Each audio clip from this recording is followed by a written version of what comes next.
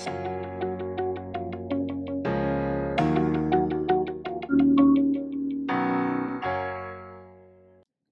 Everyone, welcome to my channel blaze on Mantra. मैं हूँ श्रुति मिश्रा और हम आज पढ़ने वाले हैं आपकी रेनबो बुक से 4th चैप्टर प्रोज पार्ट से आई हैव अ ड्रीम। ठीक है, अब जैसा आपको यहाँ पर पिक्चर देख के पता चल रहा होगा, ये जो चैप्टर है ये किनके द्वारा लिखा गया है या किसकी रचना है, ये किसका क्रिएशन है? तो ये है doctor Martin Luther king junior. इनका ताल्लुकात अमेरिका से है। ठीक है, अमेरिका के सिविल राइट एक्टिविस्ट थे ये और गांधी जी के आइडियाज से हेविली इन्फ्लुएंस थे। तो आप देखोगे कि इस चैप्टर का जो कनेक्शन है वो आपके फर्स्ट चैप्टर से भी है जो हमने गांधी जी के बारे में पढ़ा था। ठीक है, वो भी एक स्पीच था, ये भी एक स्पीच है। और ये क्या कहते हैं अपने स्पीच में और ये कौन थे, ये अब हम आगे डिटेल में जानते हैं। तो चैप्टर का जो शीर्षक दिया गया है वो है आई हैव अ ड्रीम। मेरे सपने, मेरे पास सपने हैं, बट किसके सपने? मार्टिन लूथर किंग जूनियर के सपने। तो अब मार्टिन लूथर किंग कौन है, उनको जान लेते हैं। तो मार्टिन लूथर किंग जो थे वो प्रोफेशन से तो चर्च में काम करते थे, चर्च के मिनिस्टर थे, इसलिए इनको बैप्टिस्ट मिनिस्टर लिखा गया है। लेकिन इनका जो मेन जो कार्य था जिसके लिए ये प्रचलित हुए या लोग अभी भी जिसके लिए इनको याद करते हैं वो है इनका सिविल राइट एक्टिविज्म। नागरिकों को उनके मौलिक अधिकार देने के लिए इन्होंने आंदोलन किया था अमेरिका के अंदर। अब किस तरह के नागरिकों को इन्होंने अधिकार दिलवाया था? ब्लैक पीपल को। अमेरिका में आप अभी भी देखोगे तो गोरे लोग काले लोगों के साथ में बहुत ज़्यादा भेदभाव करते हैं। तो रंग भेद, जिसको रेसिज्म कहा जाता है, वो बहुत ज़्यादा अमेरिका में, यूरोप में अभी भी है। अब ये काले लोग कौन हैं? जो अफ्रीकन ओरिजिन के हैं, जो अफ्रीका से, जिनको लाया गया था अमेरिका में स्लेव बनाकर उनको ज़बरदस्ती काम करवाने के लिए। वो और उनके परिवार के लोग जो अभी तक अमेरिका में बसे हुए हैं, उनको किसी तरह से कोई अधिकार नहीं था, उनके पास किसी भी तरह का कोई राइट्स नहीं था अमेरिका के अंदर। तो उन्हीं राइट्स को वापस दिलाने के लिए इन्होंने बहुत ज़्यादा कार्य किया है। तो इन्होंने जो सबसे फेमस मॉन्टेगोमरी बस बॉयकॉट मूवमेंट जो हुआ था अमेरिका में, उसको शुरू किया था। फिर इन्होंने एक क्रिश्चियन लीडरशिप कॉन्फ्रेंस बनाया, उसके लिए ये जाने जाते हैं। अब ये गांधी जी के आदर्शों से बहुत ज़्यादा प्रभावित थे। गांधी जी के बताए हुए रास्ते पर चलकर ही ये लोगों को अपना अधिकार दिलाना चाहते थे। तो इसी वजह से इनका जो non violent way of protest था, सत्याग्रह का भी रास्ता इन्होंने अपनाया प्रोटेस्ट करने के लिए, आंदोलन करने के लिए, जिसकी वजह से ये बहुत ज़्यादा पूरे वर्ल्ड में फेमस हो गए। In 1964, King became the youngest person to receive Nobel Peace Prize for his efforts to end segregation and racial discrimination through civil disobedience and other non-violent ways. तो इनको नोबेल पीस प्राइज भी मिला इसी वजह से, क्योंकि इन्होंने बहुत पीसफुल तरीके से, सिविल डिसोबीडियंस के तरीके से और सत्याग्रह और अलग अलग तरीकों से, जहाँ पर वायलेंस का, हिंसा का इस्तेमाल किसी भी तरह से ना हो, गवर्नमेंट के खिलाफ प्रोटेस्ट करने में, आंदोलन करने में। तो इसके लिए इनको नोबेल पीस प्राइज भी दिया गया। लेकिन फिर 1968 में इनको मेम्फिस टेनेसी में मार दिया गया। असैसिनेशन का मतलब होता है जब किसी बड़े पॉलिटिकल फिगर को मार दिया जाए, उस चीज़ को असैसिनेशन कहते हैं। ठीक है, असैसिनेशन वर्ड बनाया गया है विलियम शेक्सपियर के द्वारा और इसका फर्स्ट यूसेज हमें मिलता है जूलियस सीजर में। ठीक है, so we can say that Julius Caesar was the first person who was assassinated। तो इनका भी असैसिनेशन हुआ था 1968 में, गांधी जी की ही तरह। तो इसलिए फर्स्ट चैप्टर, आपके बुक का फर्स्ट चैप्टर और इस चैप्टर में आपको बहुत सारी चीजें सिमिलर मिलेंगी। कहाँ पर इनको मारा गया था? मेम्फिस टेनेसी में। मेम्फिस जो है वो टेनेसी जो राज्य है अमेरिका का, उसका एक शहर है। किंग से इंपॉर्टेंट वर्क्स इंक्लूड, क्या क्या इनके इंपॉर्टेंट काम है? स्ट्रेंथ टू लव 1953 में लिखा गया। Stride towards freedom, the Montgomery story, why we can't wait and where do we go from here, chaos or community, I have a dream is a speech he delivered on the steps of the Lincoln Memorial in Washington DC on August 28, 1963। तो जैसे मैंने आपको पहले भी बताया था कि ये क्या है, ये आई हैव अ ड्रीम जो है एक स्पीच का पार्ट है। अब जैसे फर्स्ट चैप्टर जो आपका था वो गांधी जी के द्वारा दिया गया स्पीच था, ये मार्टिन लूथर किंग के द्वारा दिया गया स्पीच है। कहाँ पर इन्होंने ये स्पीच दिया था? लिंकन मेमोरियल हॉल जो है वॉशिंगटन डीसी में, वहाँ पर 1963 में 28 अगस्त को ये स्पीच दिया गया था। इसमें ये क्या बात करते हैं, here he speaks about his dream of seeing Alabama as a developed state. अब अलाबामा भी एक स्टेट है, एक राज्य है अमेरिका का, जैसे यहाँ पर आप बिहार एक राज्य है, झारखंड एक राज्य, वैसे ही अमेरिका में, अमेरिका मतलब USA, United states of America में एक राज्य है अलाबामा, एक राज्य है टेनेसी, ऐसे बहुत सारे राज्य हैं। तो ये अलाबामा को एक डेवलप्ड स्टेट, जहाँ पे किसी भी तरह का कोई रंग भेद ना हो, free of racial distinction between the whites and the blacks. The speech had the huge impact in raising public consciousness for civil rights movement and establishing King as one of the greatest orators in American history. अब इस speech से लोग बहुत ज़्यादा प्रभावित हुए, इतने ज़्यादा प्रभावित हुए कि ये जो पूरा सिविल राइट्स मूवमेंट ये चलाना चाहते थे ब्लैक लोगों के अधिकार के लिए, उसको लोगों ने समझा, उसके बारे में, उसके इम्पोर्टेंस के बारे में लोग जागरूक हुए, अवेयर हुए, और किंग को, मार्टिन लूथर किंग को इस स्पीच ने अमेरिका का सबसे बड़ा व्यक्ति, या ये कहें कि अमेरिका के सबसे बड़े वक्ता के रूप में इनको स्टैब्लिश कर दिया। ठीक है, तो अब ये क्या स्पीच है, क्यों ये स्पीच इतना इम्पोर्टेंट है और इतना ज़्यादा इसका लोगों के ऊपर क्यों इफेक्ट हुआ, प्रभाव हुआ, वो चीज़ हम इस चैप्टर को पढ़कर जानेंगे। चैप्टर को शुरू करते हैं। 5 years ago, a great American in whose symbolic shadow we stand signed the Emancipation Proclamation. The momentous decree came as a great beacon. अब यहाँ पर आपको समझना पड़ेगा।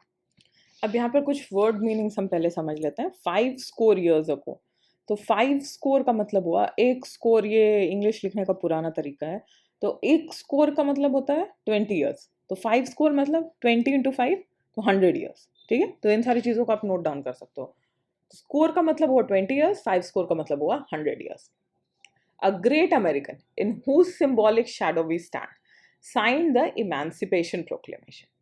एक ग्रेट अमेरिकन ने, जिनके छत्रो छाया के नीचे अभी हम खड़े हैं, उन्होंने एक इमेंसिपेशन प्रोक्लेमेशन साइन किया था।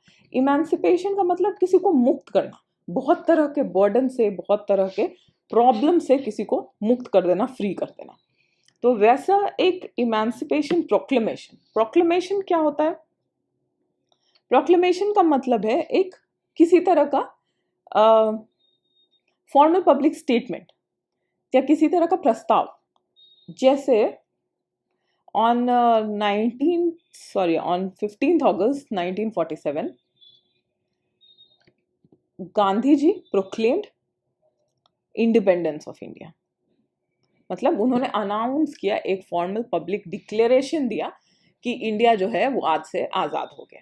तो उसी तरह से यहाँ पर मार्टिन लूथर किंग कह रहे हैं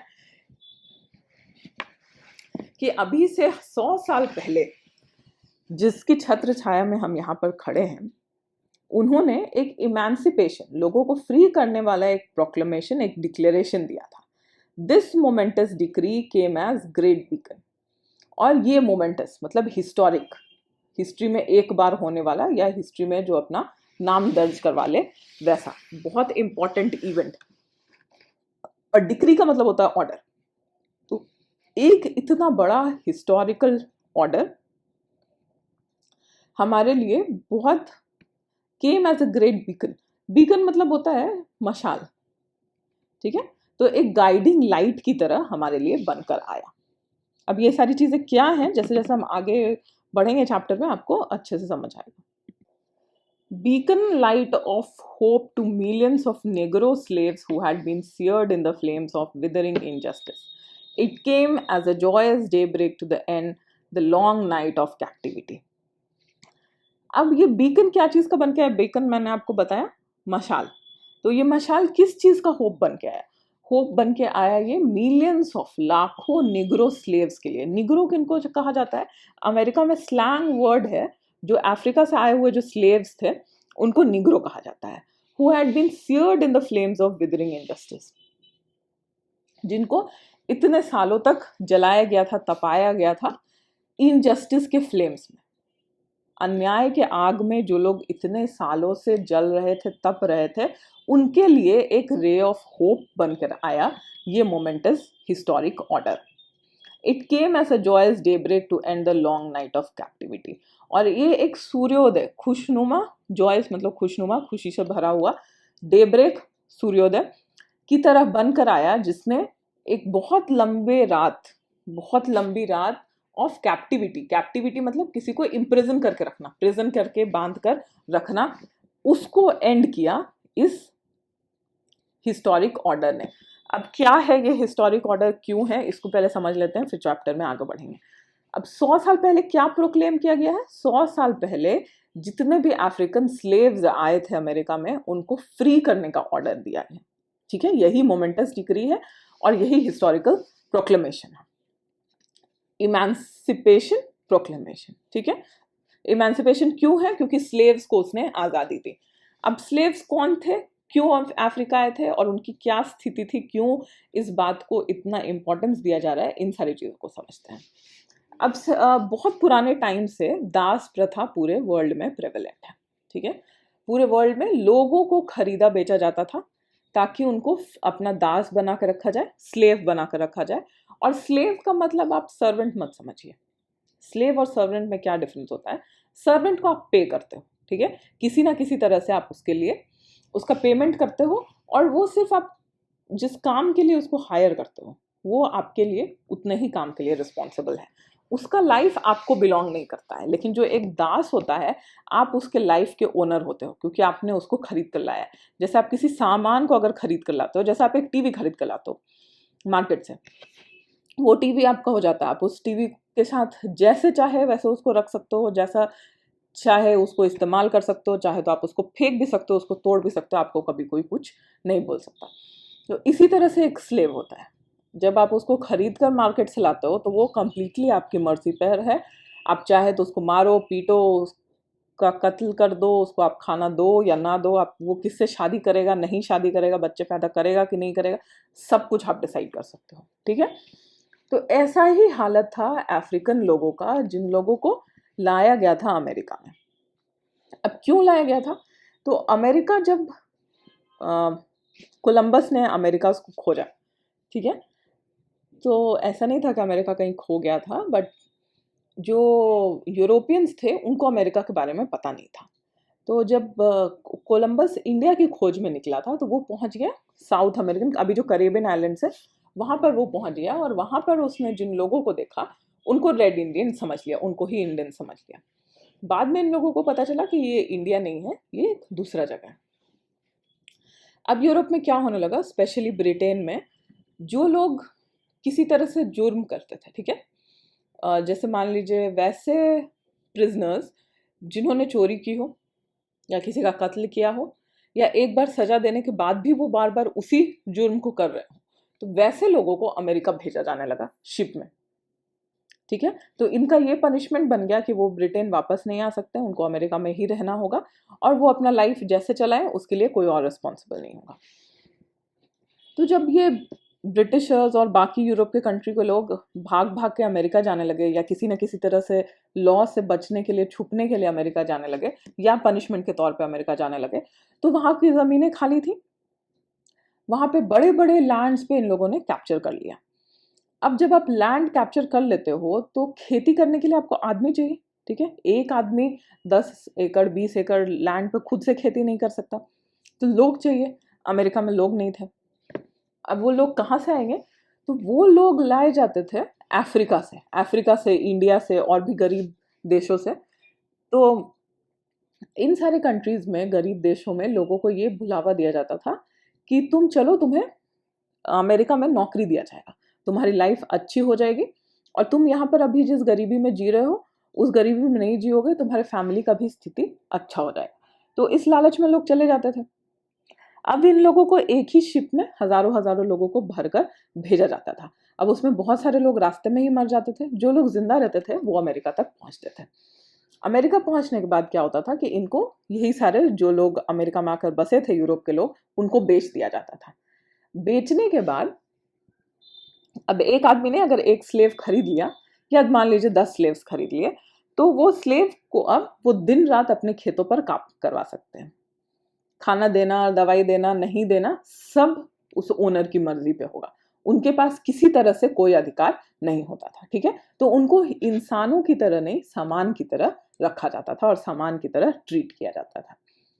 तो इसी चीज के लिए जब अमेरिका फ्री हुआ यूरोपियन डोमिनेशन से, या अमेरिका भी ब्रिटिश कॉलोनी था इंडिया की तरह, तो जब अमेरिका आज़ाद हुआ, अमेरिका को इंडिपेंडेंस मिला, तो उसके बाद वहाँ के स्लेव्स ने, वहाँ के ब्लैक लोगों ने ये मूवमेंट छेड़ा कि आप लोग तो आज़ाद हो गए, हमें भी आज़ादी चाहिए। ठीक है, तो अब गोरे लोग इन लोगों को आज़ादी देना नहीं चाहते थे, क्योंकि फ्री में काम करने वाला आदमी चला जाएगा।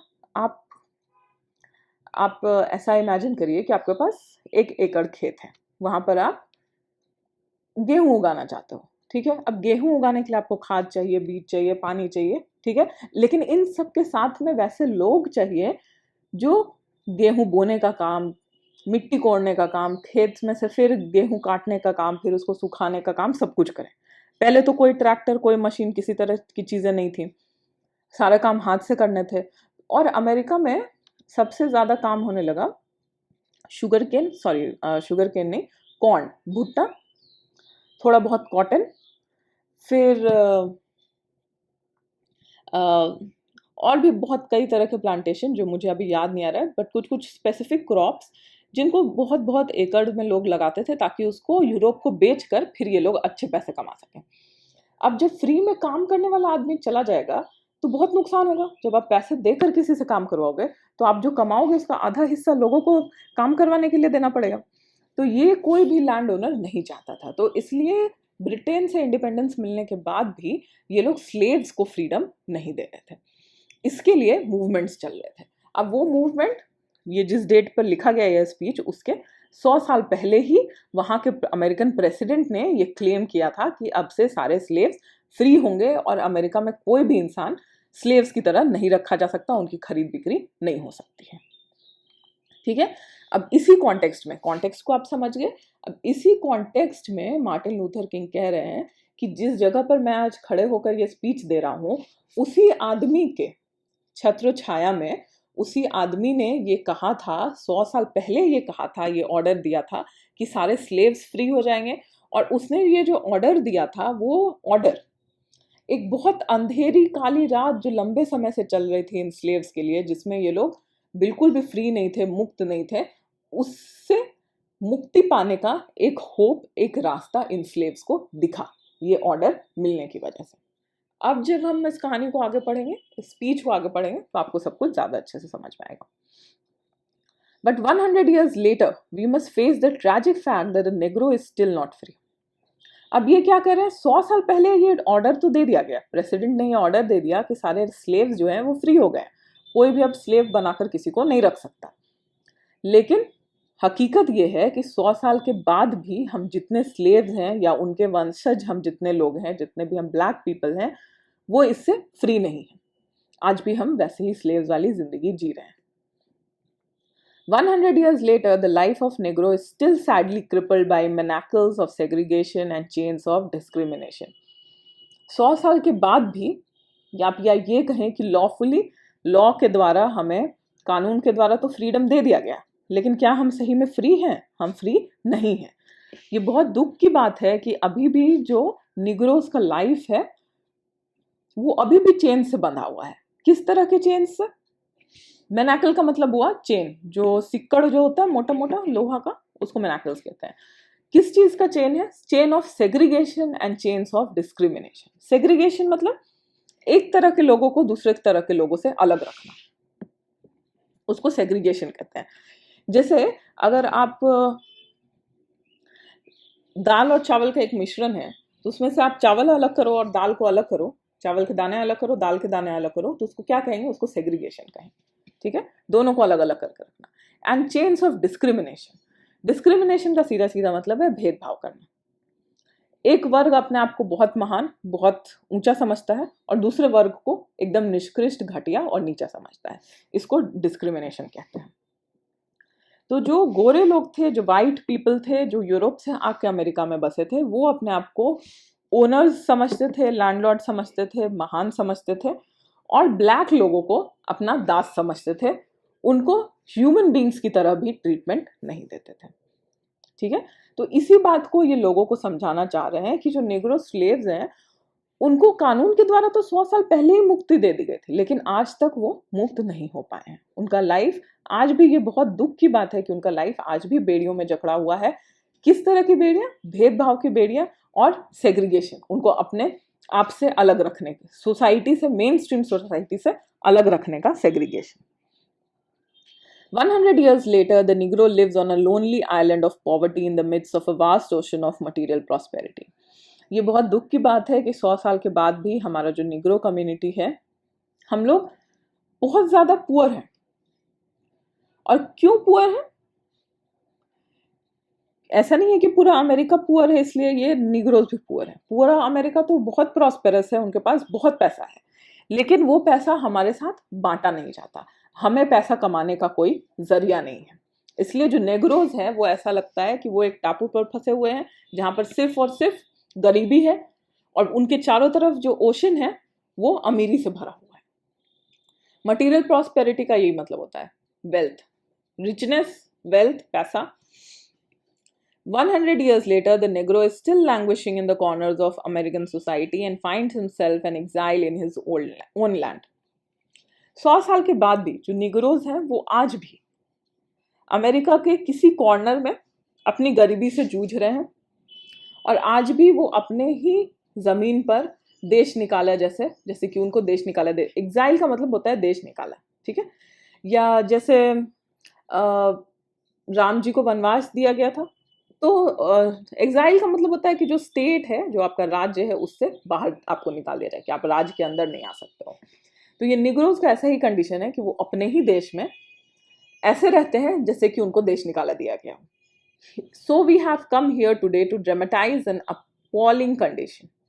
इसलिए हम सभी आज यहाँ पर इकट्ठा हुए हैं ताकि ये जो बहुत बुरा कंडीशन है निग्रो लोगों का सोसाइटी में, उसको हम लोग डिस्कस कर सकें।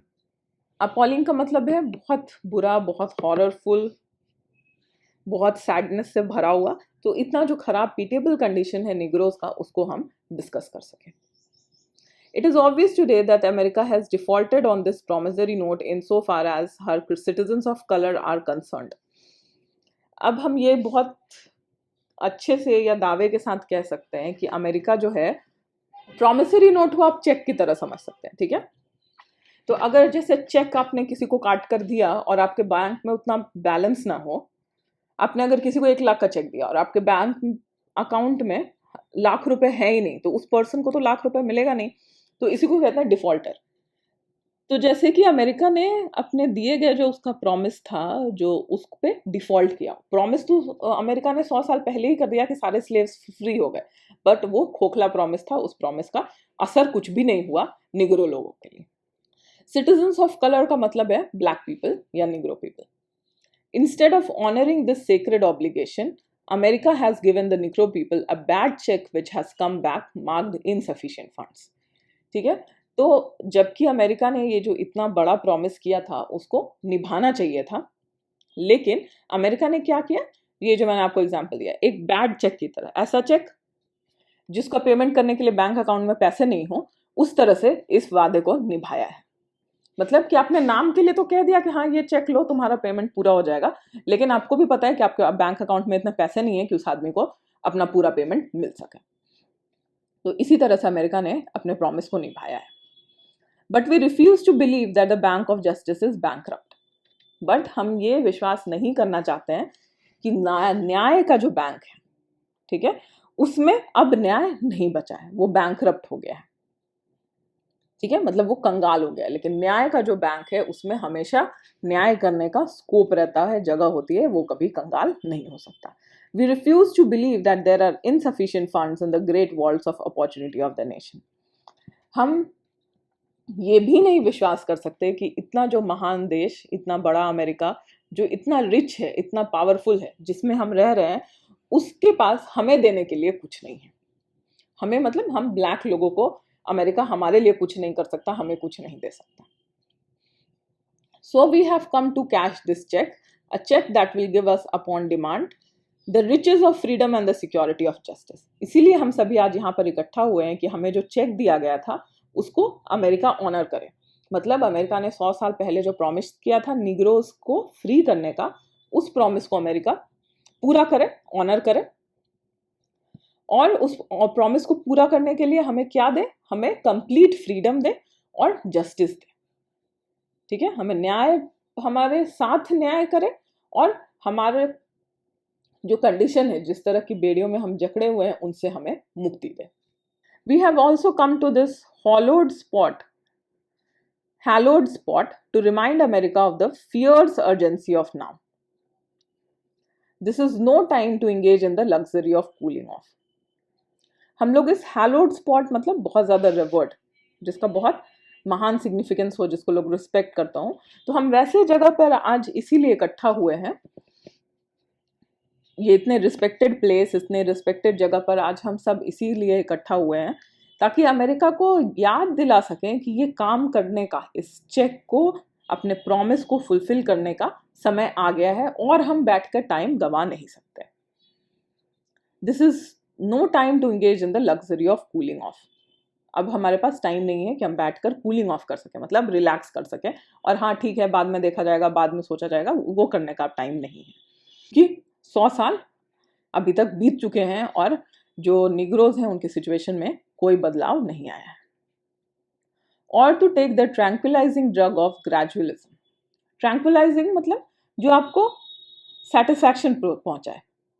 जैसे आप पेन किलर जब खाते हो और आपको बहुत दर्द हो रहा है और आप एक पेन किलर दवा खाते हो, तो वो धीरे धीरे आपको सेटिस्फैक्शन पहुंचाता है, आपका दर्द जो है वो धीरे धीरे कम होने लगता है और आपके बॉडी को अच्छा एहसास होने लगता है। तो वैसा ड्रग लेकर बैठने का अब टाइम नहीं है, अब अपने पेन को फील करना और उसके लिए तुरंत एक्शन लेने का समय है। ग्रेजुअलिज्म का मतलब है जो ग्रेजुअली, धीरे धीरे हो। तो पेन किलर खा लेंगे और बैठकर इंतजार करेंगे कि दवाई का असर होगा, फिर तब वो धीरे धीरे ठीक होगा, अब उसका टाइम नहीं है। अगर हमारे शरीर में कोई प्रॉब्लम है, ऑपरेशन की ज़रूरत है, तो उसको तुरंत करने का समय आ गया है, बैठकर उसको टालने का समय अब नहीं है। तो मतलब जो प्रॉमिस अमेरिका ने 100 साल पहले किया था, उसको अभी भी और टाल नहीं सकता, अब उसके लिए एक्शन लेने का, उसको पूरा करने का समय आ गया है। Now is the time to rise from the dark and desolate valley of segregation to the sunlit path of racial justice. अभी समय आ गया है कि डार्क एंड डेजोलेट वैली, इसको कंपेयर किया गया है, जो इस तरह का सेग्रीगेशन, इनजस्टिस, डिस्क्रिमिनेशन ब्लैक लोगों के साथ हो रहा था अमेरिका में, उसको कंपेयर किया गया है एक ऐसे वैली के साथ जहां पर कभी धूप नहीं पहुंचती और वहां पर पेड़ पौधे अच्छे से नहीं पनप रहे हैं, वहां पर सिर्फ दुख ही दुख है। तो एक वैसे घाटी से निकलने का समय आ गया है जहां पर सिर्फ धूप ही धूप, जहां पर धूप नहीं आती हो और लोग सिर्फ परेशानी से घिरे हुए हों, वैसे घाटी से निकलकर एक ऐसे रास्ते पर चलने का समय आ गया है जहां पर आपको खिली हुई धूप मिले। और वो क्या पाथ होगा? पाथ ऑफ रेशियल जस्टिस, जहां पर रंग भेद नहीं हो और जस्टिस लोगों को रंग भेद किए बिना मिले। ठीक है, हर तरह के लोगों को एक समान न्याय मिले। Now is the time to lift our nation from the quicksands of racial injustice to the solid rock of brotherhood. अब टाइम आ गया है कि हम अपने नेशन को इनजस्टिस, रेशियल इनजस्टिस, रंग के भेदभाव से ऊपर उठाकर solid rock of brotherhood, brotherhood मतलब भाईचारा, वहां तक ले जाए। क्विक सैंड्स क्या होता है? क्विक सैंड्स एक तरह का जोग्राफिकल फिनोमेना है। क्विक सैंड्स एक तरह का जोग्राफिकल फिनोमेना है जहां पर आपको लगेगा कि ये सिर्फ बालू है, और जैसे आप बालू या रेत के अंदर जाओगे आप अंदर धंसते जाओगे, ठीक है, और आप निकल नहीं पाओगे बाहर, फिर आप रेत में धंस कर मर जाओगे। उसको क्विक सैंड्स कहते हैं। तो जो रेशियल इनजस्टिस है उसको क्विक सैंड से कंपेयर किया गया है कि जो रंग का भेदभाव है उसकी वजह से लोग रेत में धंसते जा रहे हैं और मर रहे हैं, लेकिन अब समय आ गया है कि उनको ऐसे रेत से निकालकर एक ऐसे सॉलिड जगह पर ले जाया जाए, ऐसे सॉलिड धरती पर ले जाया जाए जहां पर भाईचारा हो। तो भाईचारे को कंपेयर किया गया है सॉलिड रॉक से और रेशियल इनजस्टिस को कंपेयर किया गया है क्विक सैंड से। It would be fatal for the nation to overlook the emergency of the movement and to understand the determination, to underestimate the determination of the Negro. अब ये nation के लिए बहुत फेटल मतलब नुकसानदायक होगा कि वो अभी जो सिचुएशन है उसके इमरजेंसी को नहीं समझे, उसको ओवरलुक करें, मतलब अवॉइड करें या इग्नोर करें। और जो निग्रोज का डिटर्मिनेशन है उसको अंडर एस्टिमेट करें, मतलब उसको सही से ना समझें, क्योंकि अब निग्रोज के मन में एक ज्वालामुखी फूट रही है कि वो अपने मौलिक अधिकारों को, सिविल राइट्स को किसी भी तरह से पाना चाहते हैं। This sweltering summer of the Negroes' legitimate discontent will not pass until there is an invigorating autumn of freedom and equality. और स्वेल्टरिंग समर मतलब पसीना देने वाला जो समर होता है, तो इसका मतलब यहाँ पर ये है कि निग्रोज के मन में जो ज्वाला धधक रही है, ठीक है, उसकी गर्मी इतनी ज़्यादा है कि अब वो, उनको जब तक फ्रीडम और इक्वालिटी नहीं मिलेगा, मतलब उनको अमेरिका में वाइट लोगों के साथ में बराबरी का अधिकार नहीं मिलेगा, बराबरी का ट्रीटमेंट नहीं मिलेगा सोसाइटी में, तब तक उनके मन में जो ज्वालामुखी धधक रहा है वो शांत नहीं होने वाला। 1963 इज नॉट एन एंड। ये जो साल है 1963, ये एंड नहीं होगा, ये शुरुआत है। मतलब ऐसा नहीं है कि सिर्फ निग्रोज के मन में जो चल रहा है वो इसी साल खत्म हो जाएगा, बट अभी जो है वो शुरुआत का समय है। Those who hope that the Negro needed to blow off steam and will now be content will have a rude awakening if the nation returns to business as usual. अब जो लोग ये सोचते थे कि निग्रो कुछ नहीं कर सकते अपने लिए, उनके लिए ये बहुत शौक का बात होगा, उनको बहुत पछतावा होगा अगर वो निग्रोज की बात पर ध्यान न दें और फिर से नेशन को उसी तरह से चलाने लगे जैसा इस 100 साल में हो रहा है। निग्रोज को दरकिनार किया जा रहा है, उनके साथ भेदभाव किया जा रहा है, उनको किसी तरह से कोई राइट्स नहीं मिल रहा है। तो ये नेशन के लिए बहुत ही बुरा हो सकता है। किस तरह से बुरा हो सकता है? जब आप किसी कम्युनिटी का बात नहीं सुनते हो नेशन में, ठीक है, तो पहले तो लोग शांति से प्रोटेस्ट करेंगे, धरना देंगे, सत्याग्रह, इस तरह से ये सब चीजें करेंगे। लेकिन फिर भी अगर सरकार उनकी बात सुनने को तैयार नहीं है तो क्या होता है? लोग वायलेंट हो जाते हैं, पथराव होने लगते हैं, आगजनी हो जाती है, गवर्नमेंट पुलिस को लोग मारने लगते हैं, आर्मी को मारने लगते हैं, गवर्नमेंट बिल्डिंग्स को जलाने लगते हैं, पब्लिक ट्रांसपोर्ट को जलाने लगते हैं। तो यही सब कह रहे मार्टिन लूथर कि अगर अमेरिका के गोरे जो लोग हैं वो इन सारी चीज़ों से बचना चाहते हैं तो अभी समय है कि उनको निग्रो लोगों के बात को सुनना होगा और उन्हें बराबरी का अधिकार सोसाइटी में देना होगा। Negro is granted his citizenship rights. Negroes को उनका सिटीजनशिप राइट मिलना चाहिए। अब ये सिटीजनशिप राइट क्या है या सिविल राइट्स क्या है?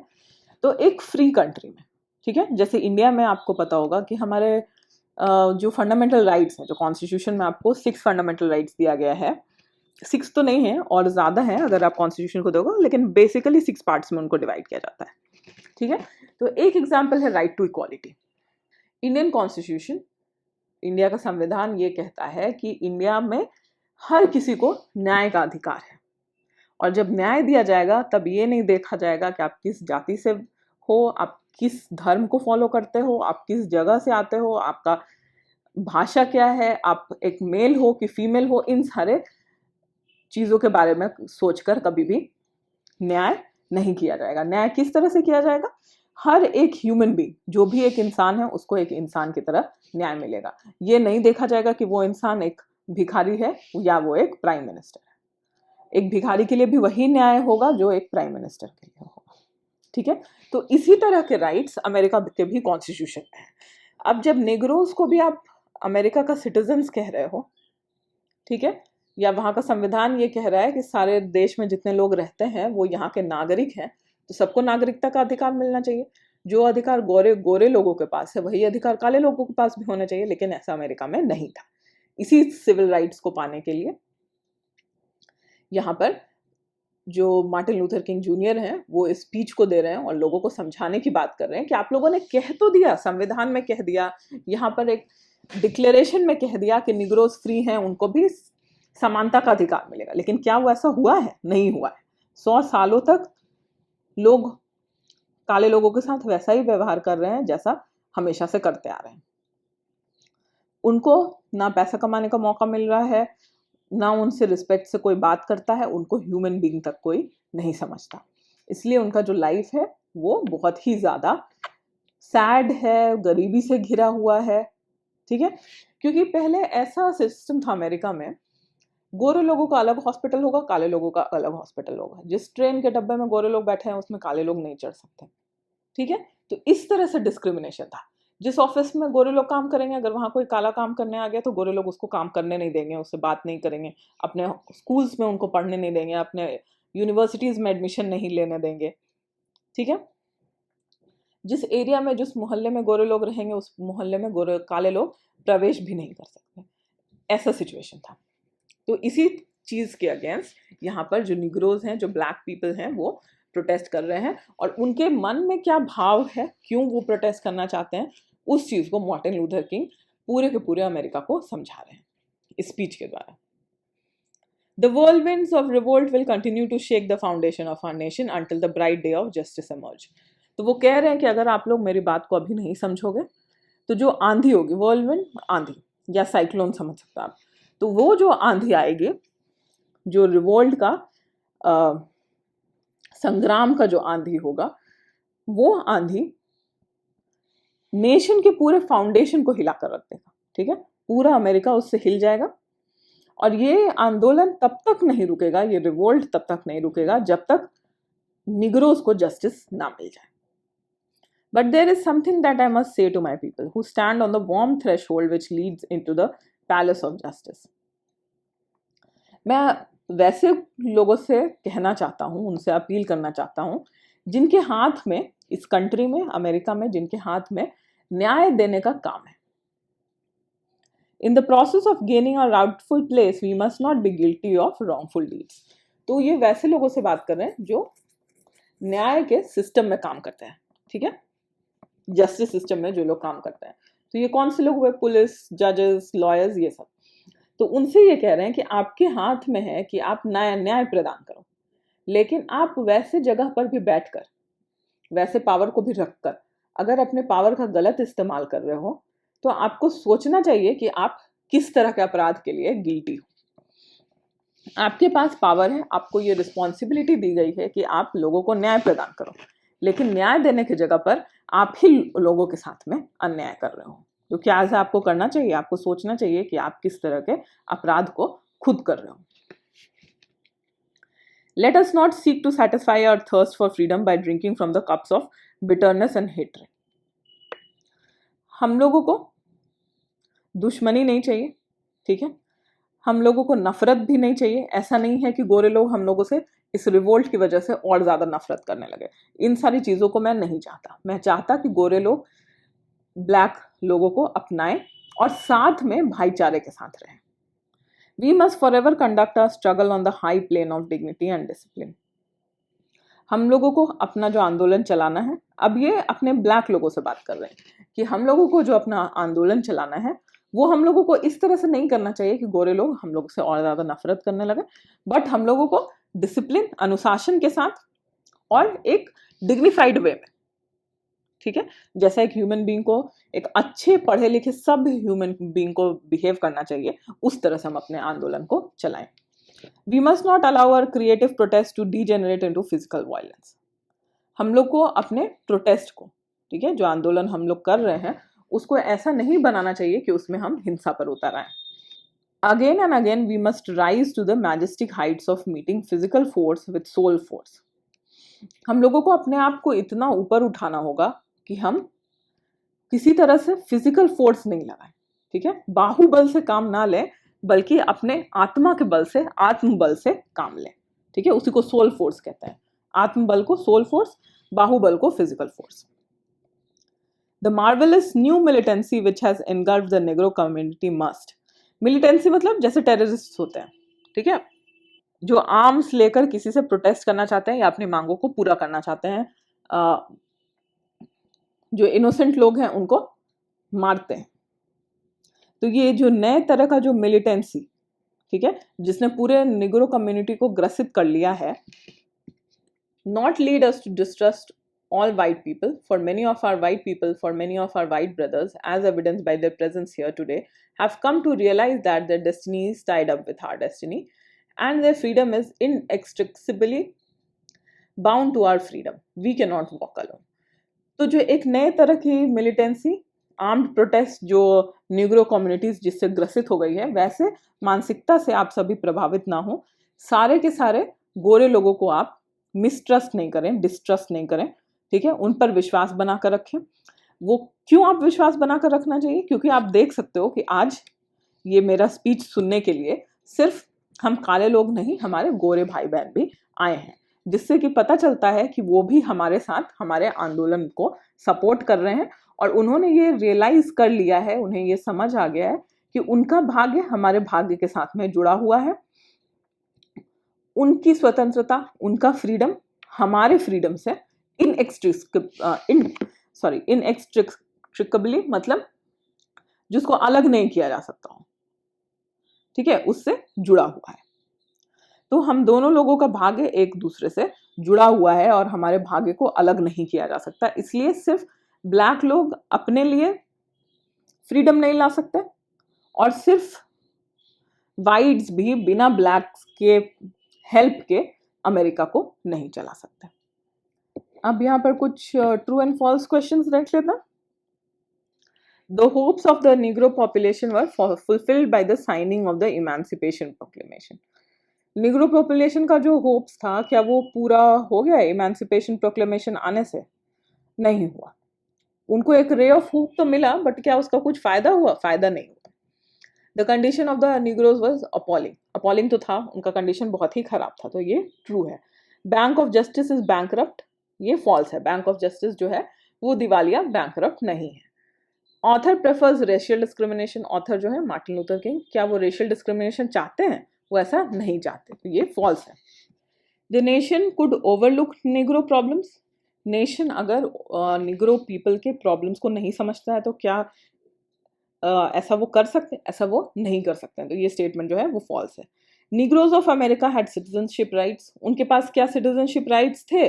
नहीं थे, तो ये भी फॉल्स है। The author hates the white American, अब जो ऑथर है मार्टिन लूथर किंग, वो जितने भी वाइट लोग हैं, गोरे लोग जितने भी अमेरिका के, उनको हेट करते हैं, ऐसा नहीं है, क्योंकि अभी के पैराग्राफ में उन्होंने कहा कि दोनों कम्युनिटीज को साथ चलना होगा, तो ये भी फॉल्स है।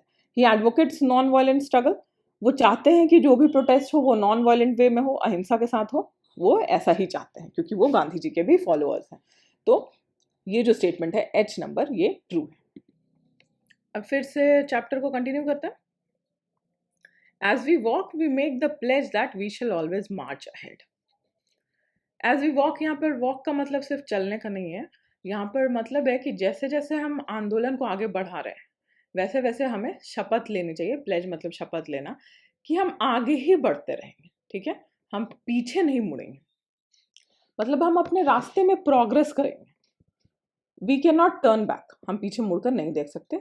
There are those who are asking the devotees of civil rights, when will you be satisfied? ऐसे बहुत सारे लोग हैं जो उन लोगों से पूछ रहे हैं, जो सिविल राइट्स के लिए लड़ रहे हैं, वैसे लोगों से पूछ रहे हैं कि तुम लोग ये क्या कर रहे हो, कब तुम लोगों को संतुष्टि मिलेगी? We can never be satisfied as long as our bodies, heavy with fatigue of travel, cannot gain lodging in the motels of highway and the hotels of the cities. हम लोग जो इस राह पर चल रहे हैं, मतलब आंदोलन की राह पर चल रहे हैं, वो तब तक नहीं सेटिस्फाई हो सकते, तब तक संतुष्ट नहीं हो सकते, जब तक हमें इस राह पर चलने वाले होटल्स में, मोटेल्स में जगह नहीं मिलेगी, ठीक है। तो इसका दो मतलब है। एक मतलब तो ये है कि हमें जो हमारे पथ का, हमारे आंदोलन का जो उद्देश्य है, जब तक हम उसे पा ना ले तब तक हमें सेटिस्फैक्शन, तब तक हमें संतुष्टि नहीं मिलेगी। और दूसरा इसका मतलब ये भी है कि जब तक गोरे लोग हमें अपने होटल्स में, अपने मोटेल्स, मोटेल्स का मतलब होता है जहाँ पर गाड़ी को भी ठीक करवाया जा सके और वहाँ पर रहने की भी व्यवस्था हो, तो वैसे जगह में हमें अपने साथ ना रखे, हमें वेलकम करके अंदर ना बुलाए, वहाँ से हमें दुत्कार कर भगाया ना जाए, बल्कि हमें वहाँ वेलकम करके अंदर साथ रहने के लिए बुलाया जाए। तो जब तक हम उन उद्देश्यों को नहीं पा लेते तब तक हम चलते रहेंगे, मतलब हमारा आंदोलन चलता रहेगा। We cannot be satisfied as long as the Negroes' basic mobility is from a smaller ghetto into a larger one. हम लोगों का यह आंदोलन तब तक चलता रहेगा जब तक हम स्मॉलर घेटोस से निकलकर बड़े सिटीज तक ना पहुंच जाए।